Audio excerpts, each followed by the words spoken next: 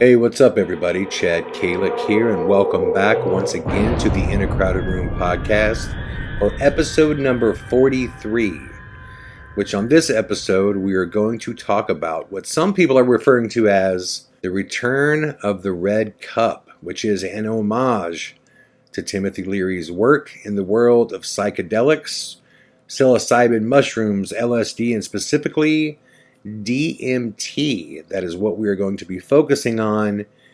And what is the role of Mr. Joe Rogan in the popularity of DMT, which is not a new drug, but very new on a global popularity basis, I guess you could say. And no, I don't plan on making a bunch of Joe Rogan episodes, but this did come from a comment that someone sent to me that I thought was very interesting, in which they were discussing how much Joe Rogan talks about drugs on his show. And specifically, they started talking about his role in the DMT movement and how a lot of conspiracy theorists believe that MK Ultra is not only alive, but doing well and stronger than ever.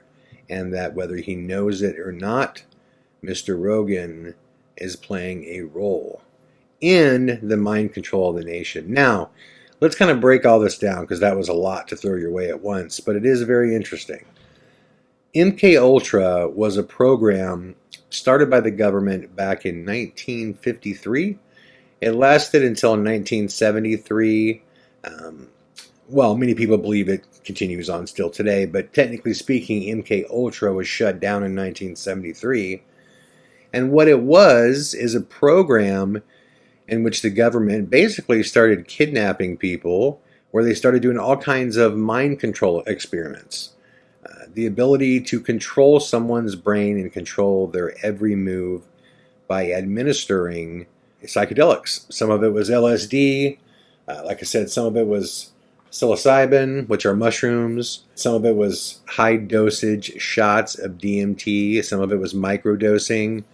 But basically, what the government believed is that through certain combinations of these drugs, they could actually take someone over completely and own their actions should they ever need them. It was kind of a way to make the perfect soldier, one that would not doubt or feel any emotion. What is really weird, if you do listen to the Joe Rogan podcast, which let's not forget that he conservatively reaches 40 million people every time he turns his microphone on. If you do listen to that podcast, there is a lot of talk about drugs in general. Joe and his entire crew, they're all weed smokers, which is cool. To me, that's like pretty much saying someone has a glass of wine, Maybe a little bit different in the culture around it, but it's not a regular daily part of my life. But even if it wasn't, I would be all about the legalization of it. Now they're talking about potentially legalizing psilocybin mushrooms next in California. They would start medicinally the same way they did with weed here in California. Well, Joe and all of his friends are involved in psychedelics now, and have been for a couple years.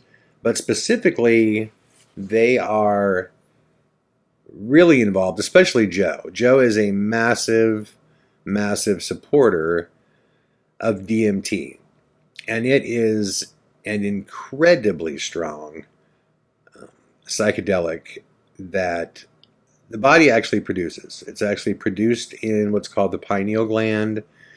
It's located in our brain right where the, quote, third eye would be. Human beings do produce this substance in really deep REM stages of sleep. If you've ever woken up and felt like, oh my God, like that dream was so incredibly real, a lot of times that's due to DMT. It's also believed that right before we die, that the pineal gland floods the body with DMT, and these wonderful feelings, overtake the body. But when you go on a trip with DMT, it creates an immense state of separation from your physical body. Uh, People that use it claim to see and come to know a greater understanding of love, of unity, um, of trust. They have a greater understanding of their meaning in the universe, the meaning of the universe, the point of life in general, and how all of their issues are so small and minuscule.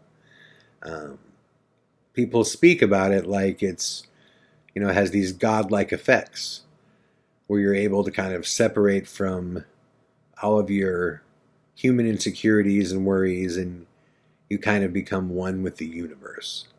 And if you've ever seen somebody visually go on a DMT trip, it's a scary thing. There's a Vice documentary on a shaman from South America who administers DMT trips, but he does it through a frog that also creates this DMT. And basically, they catch these frogs and get this gland squirting, and the person will drink it. I mean, that's pretty much it. And some people drink it and just kind of fall into this slumber, and then a few seconds later, their eyes are as big as pop bottles, and they're looking like they're watching God come down from the clouds.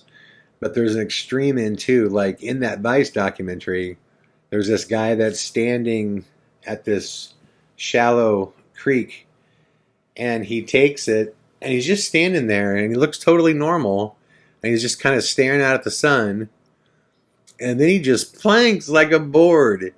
He goes straight solid, face first, and I mean no hands out to break his fall. Face first, he planks right into the ground and the water, and you see this shaman pull him out, and the dude's not breathing, and they're rubbing their hands on his chest, and all of a sudden this gasping breath comes out, and this guy looks like he's having an orgasm. I mean, he's just freaking out for a long period of time. And then in the middle of these trips, both of these men kind of get up and start wandering. Just kind of wandering around with holding their hands out like they're touching and feeling things. And they're clearly, they're not here. They're not with us. And while on DMT, people specifically claim to make contact with an alien-esque entity.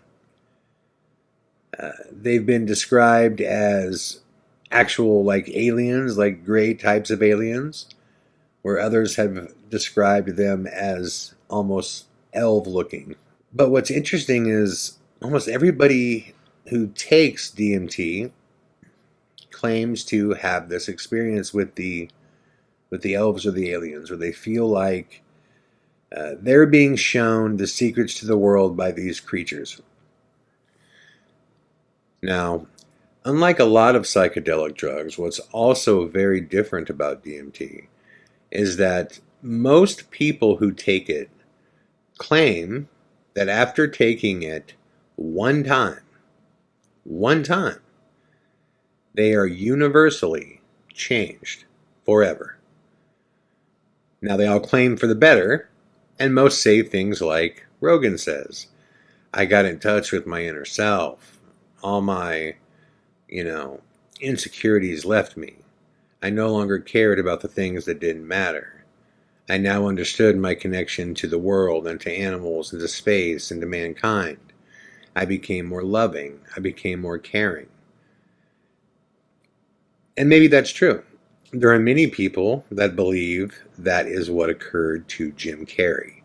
A couple years ago, Jim Carrey went through a very unique separation from his I guess, public character, you could say, in which all he really wanted to do when he got in front of a camera was speak about the meaning of life and how small we were and how we were actually connected to the universe and we were all part of one thing, and none of us had this thing that we created called self.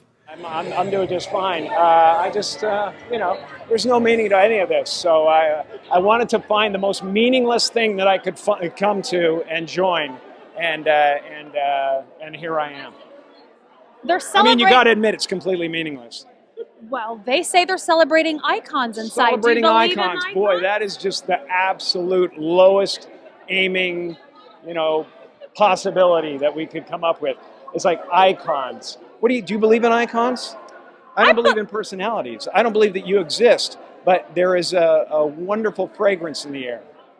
You don't believe certain icons have the power to make change, to think differently, to be bold, to inspire others? Artistry? You're one of them. On the good foot. Ha! Yeah. You shut it down now. Yeah, no, I don't believe in icons. I don't believe in personalities. I believe that peace lies beyond personality, beyond invention and disguise, beyond the red S that you wear on your chest that makes bullets bounce off. I believe that it's deeper than that. I believe we're a field of energy dancing for itself.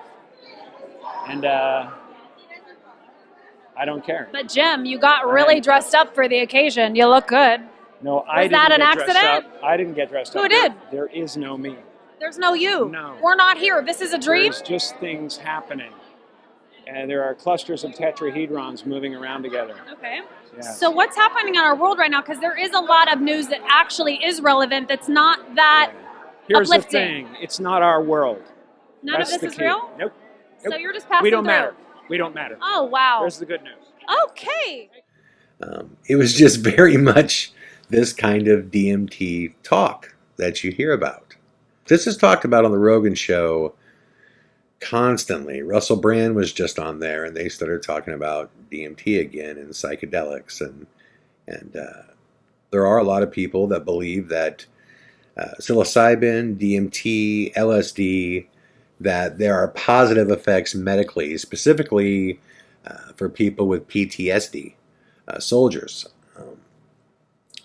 With DMT, there are some doctors that are specializing in these kind of private clinics that are treating PTSD with DMT, and they claim that there are remarkable improvements after one session, that the anger and sadness disappears, and there's a greater understanding as to what these soldiers had to endure and why they endured it, and things now make sense, and they now find comfort and excitement in the small things in the world, the tiny things. They now see the beauty that they missed since coming back from war. So there are arguments that, DMT can help medically. Now the conspiracy theorists say this is nothing more than the government trying to get the country to medicate itself. If you can't force a nation to take psychedelics like they did during MK Ultra, the next best step is to get the nation to willingly put themselves under some sort of controllable psychosis via the use of psychedelics. Again, with DMT being the strongest, psilocybin mushrooms being a bit more manageable. LSD, the government can do a lot with it because they've done so many experiments with it, whether it's microdosing and what microdosing is just giving someone tiny doses and measuring their ability to be manipulated at a certain level. And they do it over a long period of time until they know the perfect amount of psychedelic to give somebody in which they would become the most suggestible. And why would our government want our nation to be medicated like this? Well, this actually goes back to the Jade Helm podcast that I did. If there were to be any sort of civil war, whether it was between the nation over a race war, or whether it was the disenfranchised rising to take out a fat and bloated financial government structure where the top 1% own 99%, a way to control the public would be to keep them medicated where they don't want to do anything. I've yet to hear one person or Joe Rogan say, man, when I was on DMT, I understood why it's important that I whoop someone's ass. Like, I've never heard that. I've never heard, when I was tripping out, I just wanted to fight for my rights, man. I wanted to, get the strap and go to work. Like, that doesn't happen.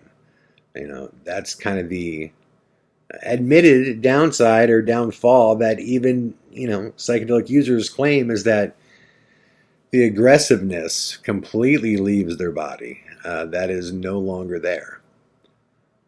So the conspiracy-minded believe that the Illuminati want the nation to medicate itself.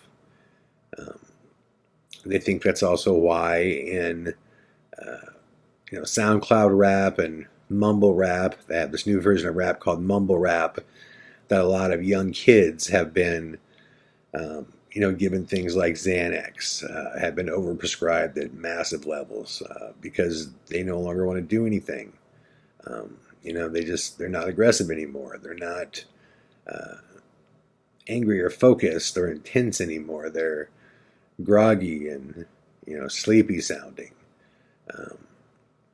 Pretty soon you get artists that go by the name like Little Xan, actually promoting Xanax to 15-year-old kids. So it's a big theory.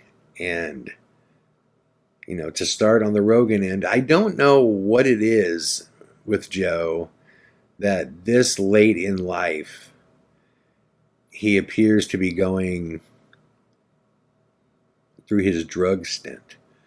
I thought with most people this was like between, 18 and 24, 25, like college years, end of high school years. That's when you kind of experiment with drugs. Sorry, I still have a little bit of a cough and a wheeze. If you hear that, I apologize. But for some reason, it is a fact on the Joe Rogan show, whether it's Coco Diaz coming in and talking about all of his crazy cocaine stories and, his Molly stories. And then, like I said, they all smoke weed, and Rogan talking about psychedelics and DMT nonstop. And, I turned on The Father and the Kid the other day, and, Brandon Schaub was talking about, how he did DMT, and he started crying about a friend that he loves. And then pretty soon, Callen was talking about all this coke he did when he was on vacation and wrote all this bad comedy. And then, Rogan was talking about how he keeps a computer by his bed because, when he wakes up after a psychedelic experience or, from doing edibles or smoking too much weed or something, he keeps his laptop in this place where he can grab it really quickly in the middle of the night and just start writing comedy.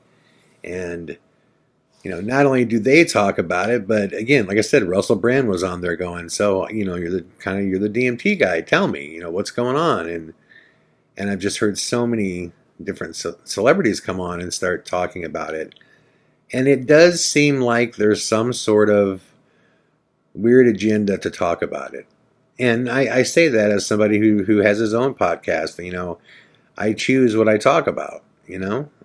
Rogan chooses what he talks about, and I bet I've heard him talk about DMT at least 100 times.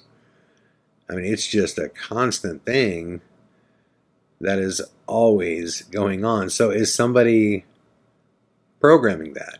Is somebody saying, hey, you got a 3-hour podcast today, make sure that we get in a good long conversation about DMT. Because I can tell you right now, if Rogan wasn't pushing DMT the way that he is, it would not be publicly known like it is. It's such a unique drug in the sense that this is not something that just flows freely on the streets. Like, even in LA, if you want to get your hands on DMT, it's not easy. Like, you could do it, but it's not easy. I mean, you'd have to have a hookup who knew a few hookups. And, Joe's got all the money in the world, and, he's been in the drug game for a while, so he obviously knows the right people. But it's not an easy drug to get, but it's the one that everybody seems to talk about and everybody wants to do. I mean, that's how the conversation came up with Russell Brand, is Russell Brand was interested in doing DMT. So it is weird, and I don't know that I have an answer for it. My gut answer is to always go with the easiest answer, which is just that Joe's a late bloomer, and he didn't start, smoking weed till, I don't know, a decade ago or something like that, 15 years ago.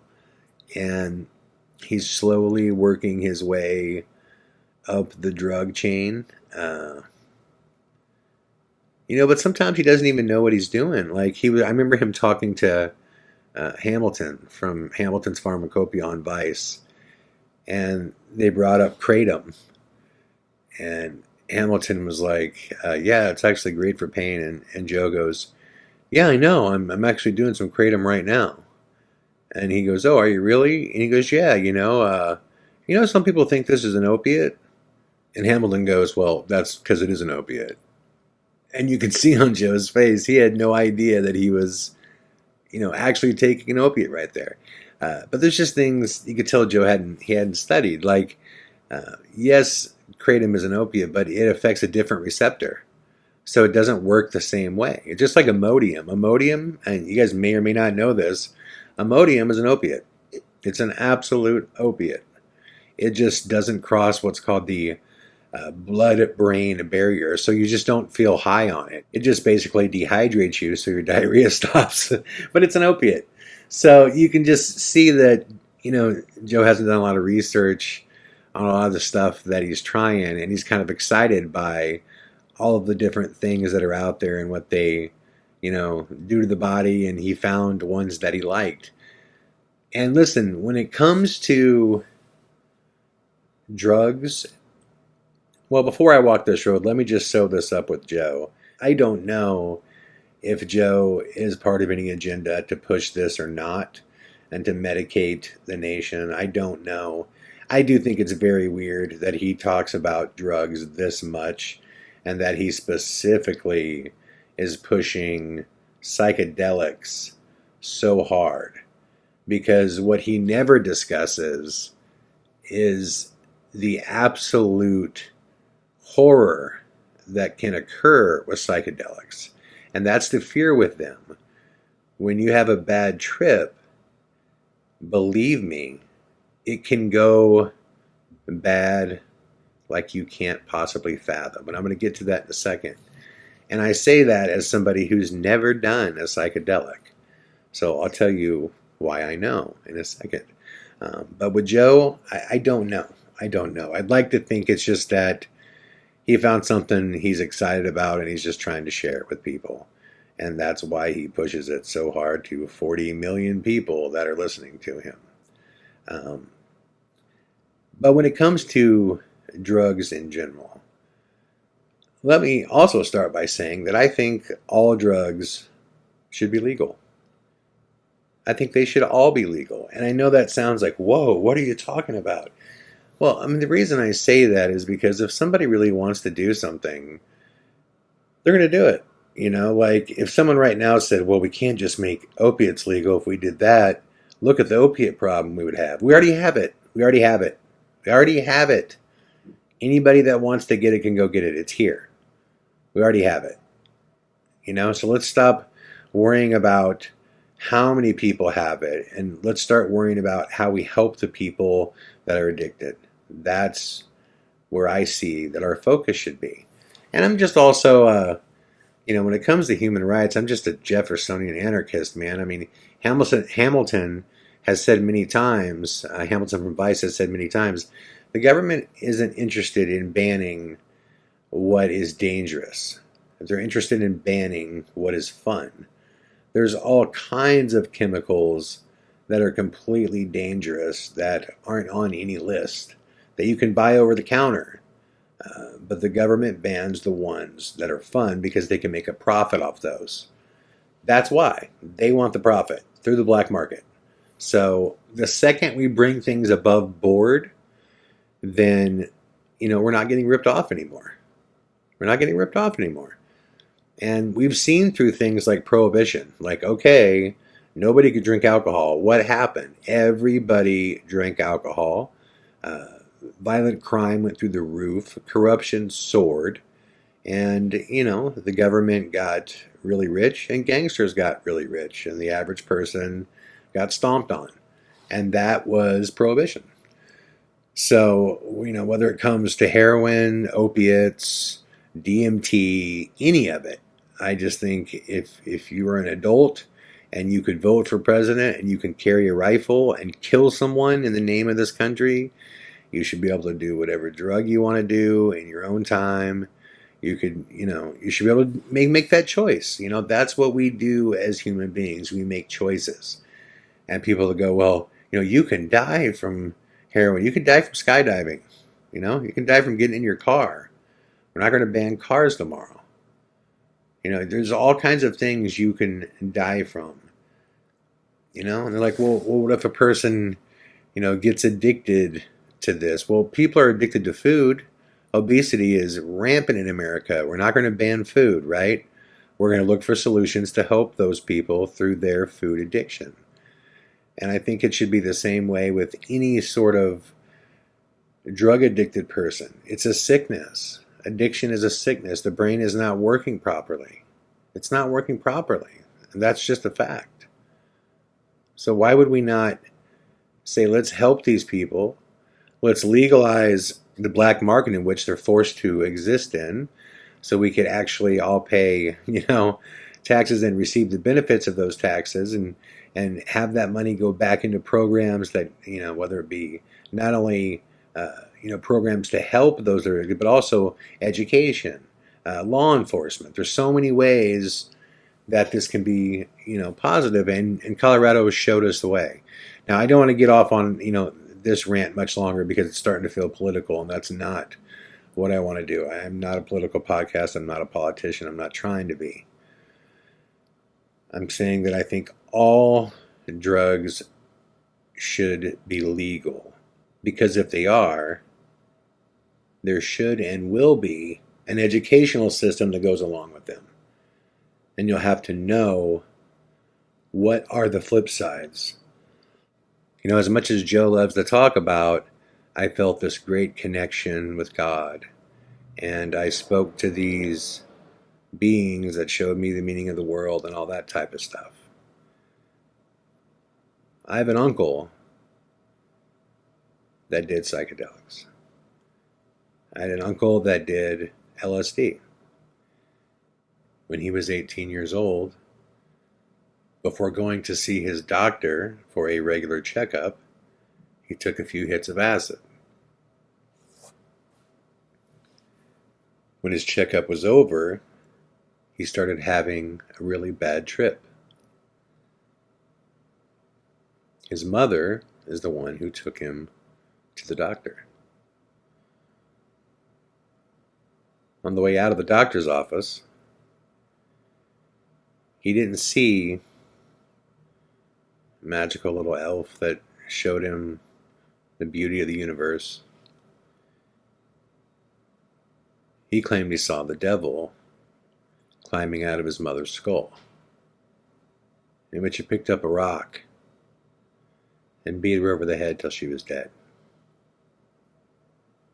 He was 18 years old, and he received life in prison without the possibility of parole. He's still in jail today, and I've seen him a couple times. He's a very nice man. He struggles with mental illness to this day. And of course he does. He's been in a cage since he was 18. But that's the flip side to psychedelics. That's the flip side. And you go, well, Chad, well, that's just the worst of the worst stories. You're going to tell me that every bad trip ends in someone dying? No. No.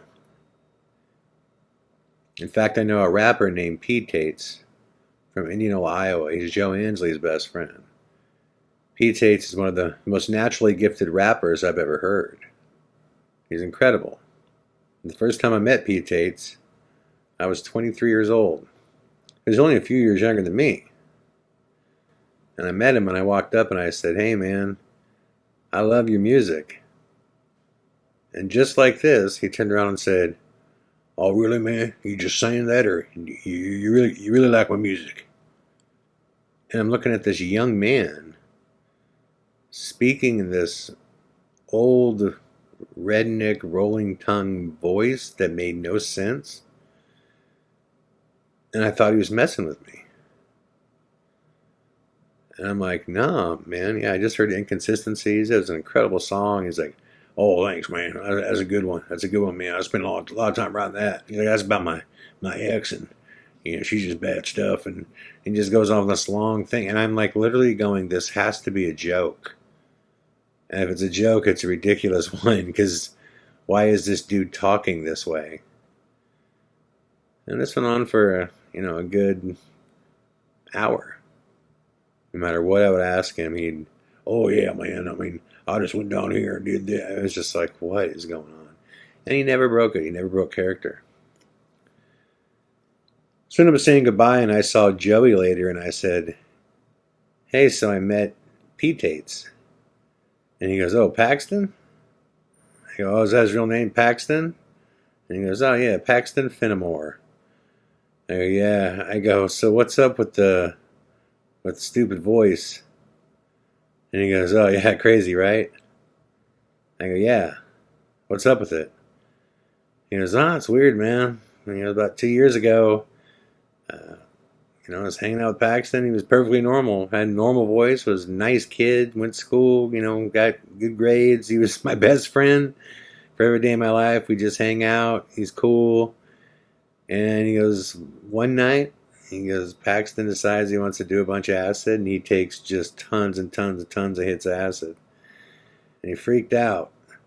And he locked himself in his house, and he claimed that the devil showed up, and that he played chess with the devil all night long, and that he lost his game with the devil. And the devil morphed him before he left. I go, "Morphed him?" I go, "What do you mean?" He was like, "Took away his voice, man." I go, "What?" I go, "That's why he talks like that." He's like, "He hasn't talked normal since." I go, "Wait a minute." I'm like, "You're telling me that this kid was totally normal, did a bunch of acid, the devil shows up, plays chess with him, he loses his chess game, so the devil just screwed with his voice and made him sound like that?" And Joe's like, "Yeah, I know it sounds crazy, but yeah, man, he got marked." He's like, "I'm not kidding you. That's exactly what happened." I talked to a number of people since, and they were all like, "Yeah." Like Paxton was completely normal. And just out of the blue, this happens, and now he talks like that, and got a weird personality, gets in trouble all the time. He's just a different person. And I'm like, Jesus, man, you're kidding me. Because of those stories, I just could not do it. I just could never, ever, ever bring myself to do a psychedelic. Too big of a risk factor. The idea of a negative trip is just too big of a risk factor. Now, having said that, do I believe that you should never do a psychedelic? That you should never do DMT? That you should never take acid? That you should never do, mushrooms? No, man. It's your life. You should do whatever you want to do. I just hope that you're smart enough to surround yourself with loving people and put yourself in a situation where, hopefully, If things go wrong, you got the best chance of making them right. But at the end of the day, it's your choice, you know? I don't want any of my friends to go skydiving because there's a risk that you can die. But I'm not going to hold you to the ground. You know, skateboarding is very dangerous. You know, I would never want my child to choose a life as a professional skateboarder knowing how many broken bones they're going to suffer and knowing how many times they're going to smash their head against the ground. But I would never, you know, stop my child from pursuing his dream as a skateboarder. You know what I'm saying? Like, if we don't have free will, we don't have life. But what we need is education about these things. And if Rogan wants to talk about, you know, how awesome DMT is, and how wonderful it is to have, you know, little alien elves tell you the secrets of the world, that's cool. But also educate people on what happens when things go the other way. There's a yin to a yang, man. And I know that to 99% of you, I'm preaching to the choir. But I think the answer to most problems is not law enforcement or negative legislation. It's simply education. That's it. Thank you guys for listening to episode number 43 of the In a Crowded Room podcast. I'll be back tomorrow with more. All the best.